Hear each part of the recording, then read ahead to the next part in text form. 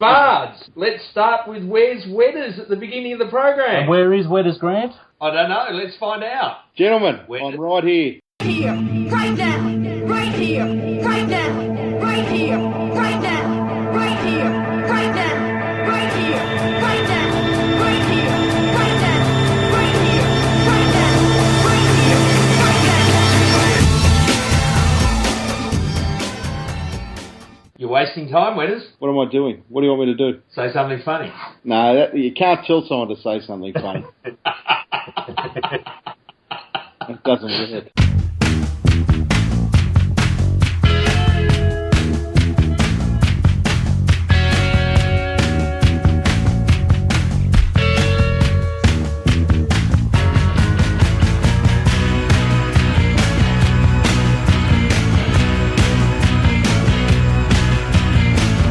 So we move on. Wedders has got nothing funny to say, Bart. But what about the score? Was that very funny? Mate, it was a little bit dull and boring, to be honest with you, but we got the job done. We had Hawthorn 19-15, 129 to the Cold Toast 10-5-65. And goal kickers? We had 11 again, mate. We had that great man Gunstall with 4, 2 to Roughhead, 2 to Savage, 2 to Ellis, 2 to Smith, 2 to Schoenmakers, and singles to Bruce, Piopolo, Hale, Shields, and Jordan Lewis.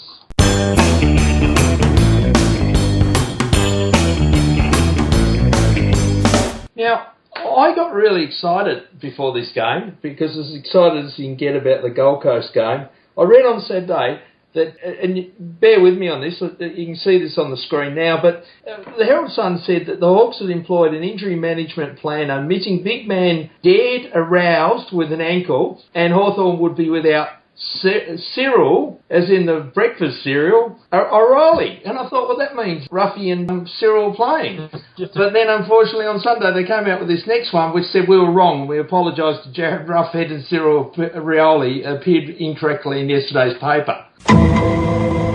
Yeah. That's a pretty way to taking the piss, isn't it? Some editors are struggling at the Herald Sun. Sound like soccer transfers.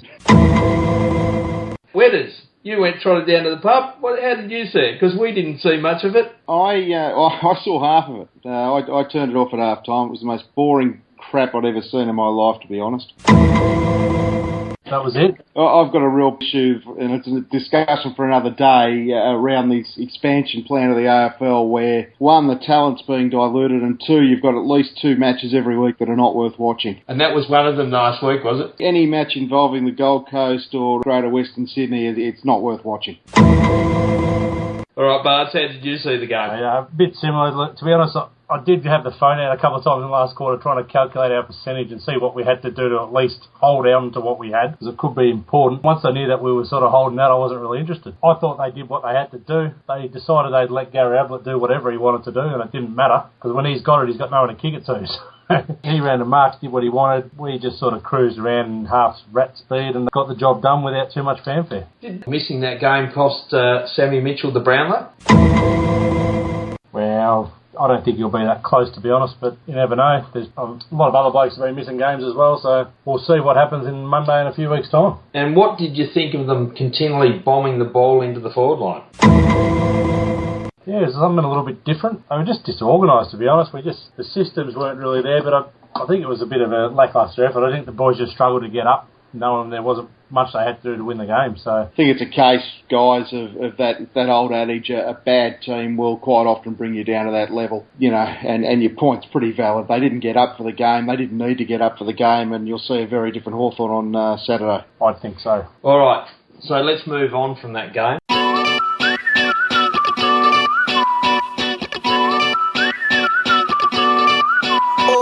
Got some votes? Oh, well, yes, Bart. Let's have some votes. You have to play with your little pictures, so you need some names. All right, mate, I've got the skipper was back in form. I've given Hodge 35 possessions and seemed to do what he wanted as well. 4 to David Hale, another big game from the big fella. 3 to Roughhead, 2 to Sewell, and 1 to Gunstall for another 4 goals. So, what do you think of the concept of the Bardsley? What do I think of the concept of what? The Bardsley. The Bardsley. Yeah, it's going to be awarded on the Monday of the last week of the football season. No. It'll be awarded the Monday after the grand final, Grant. Oh, okay, Bart. I'll still have votes to give. With Bards being a public and the winner gets a case of VB or something. No, they get a couple of those bottles of wine that I can't sell.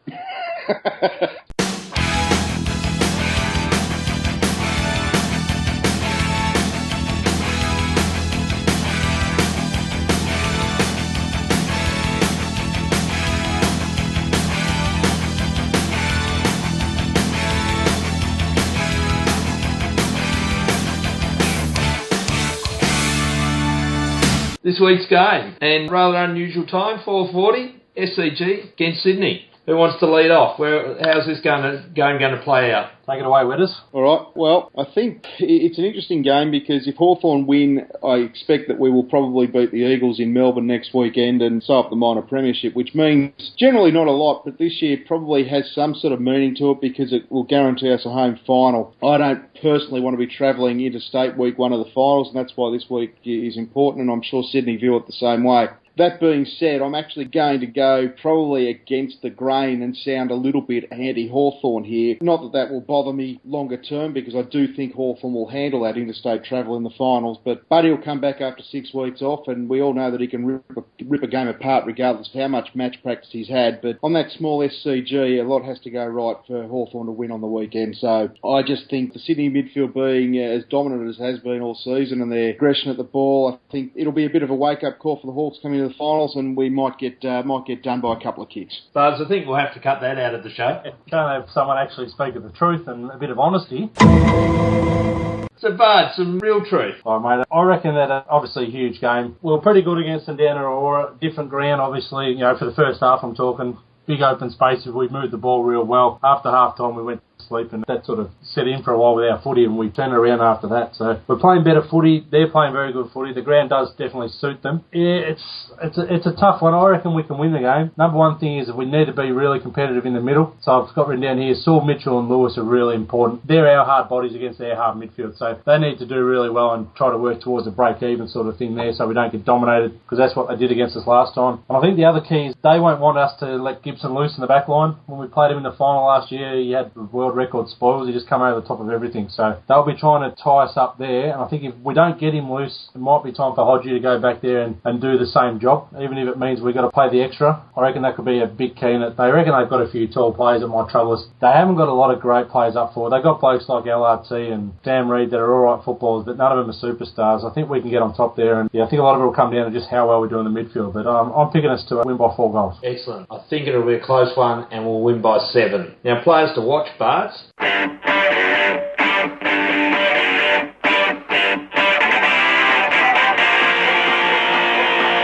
First of all, mate, as I said, Saul, Mitchell and Lewis as a combination, see how we go inside against their inside players. The other one I've got down is Xavier Ellis. If you look at our side now, I reckon he's got Cyril's spot, and that's our best 22 after that. He's got probably 2 games, maybe one, probably 2 games to make one of the spots his and try to force someone else out for when Cyril comes back. So big opportunity for him to see if he can stand up and claim that spot. He doesn't wear the green vest?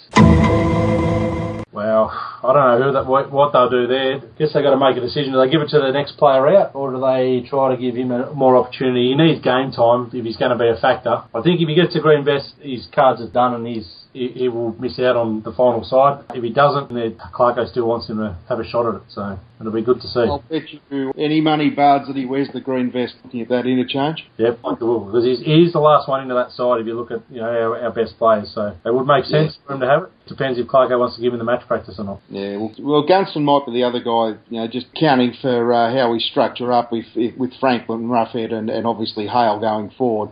He'd be the only other option. I don't see Lewis wearing it, and certainly I think Suckling is part of AC's plans coming into the finals. Yeah.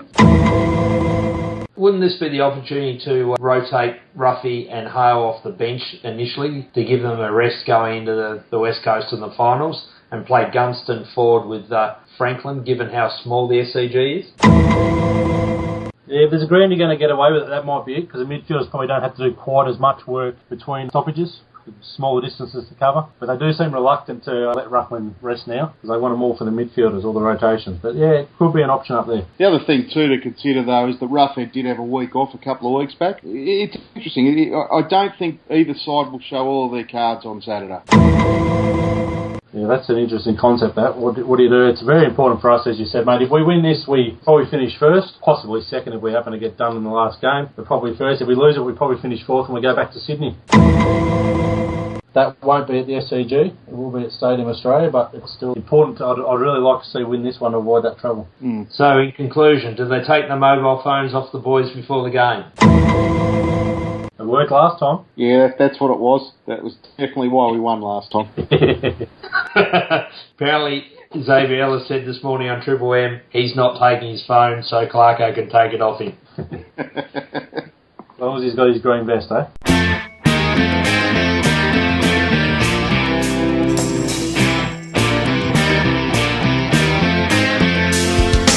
Now, it's time for Winners in a Word.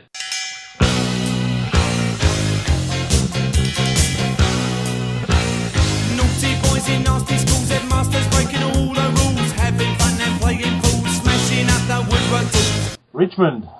Richmond. Essendon. St Kilda. St Kilda. Saints. Brisbane.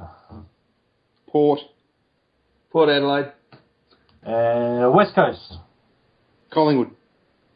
Bards, I said a word. Eagles. Blues.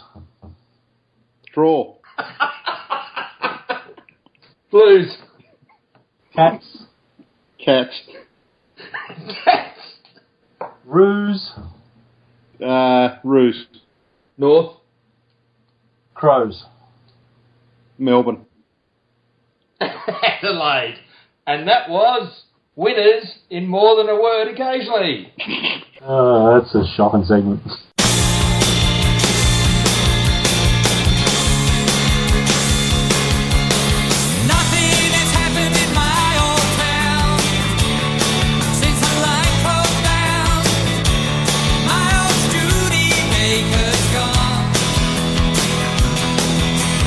Thank you for joining us, Wetters. It's nice to know we can do this three-way call. It's my pleasure. Actually, that's a lie. I'm here.